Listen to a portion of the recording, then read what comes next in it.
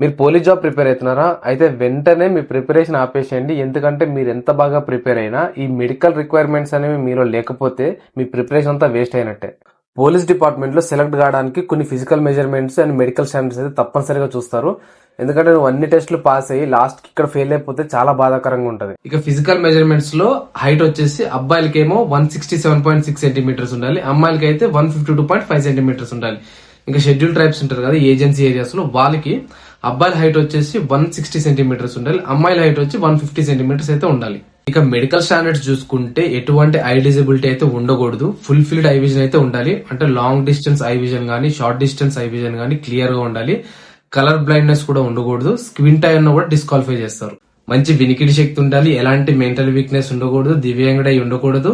ఇంకా both mentally or physically fit ఉండాలి. వీటితో పాటు అతి ముఖ్యంగా తెలుసుకోవాల్సింది ఏంటంటే పీజన్ చెస్ట్ ఉండకూడదు, నాకింగ్ న్యూస్ ఉండకూడదు, హ్యామర్ టోస్ ఉండకూడదు, ఫ్లాట్ ఫుట్ ఉండకూడదు, వెరికోస్ వెయిన్స్ అయితే అస్సలు ఉండకూడదు. ఇంకా టూత్ డికే లాంటివి అయితే ఉండకూడదు. అంటే పళ్ళు వరుస అటు ఇటు ఉండడం, పుచ్చిపళ్ళు లాంటివి ఉండకూడదు, స్టామరింగ్ ఉండకూడదు, మనం మాట్లాడేటప్పుడు నత్తి రావడం లాంటిది అయితే అసలు ఉండకూడదు. ఇంకా ఫిజికల్ బిహేవియర్ లో అబ్నార్మల్ గా అయితే అసలు ఉండకూడదు. సో మీ ప్రిపరేషన్ స్టార్ట్ చేసే ముందు వీటి గురించి తెలుసుకోండి. ఏమన్నా చిన్న చిన్న మార్పులు ఉంటే దీంట్లో చేసుకోదగినవి చేసుకోండి. ఎందుకంటే మీరు ఎంత బాగా ప్రిపేర్ అయినా వీటిలో ఫెయిల్ అయితే మీరు పెట్టిన టైం గానీ ఎఫర్ట్స్ గానీ అంత వేస్ట్ అయితే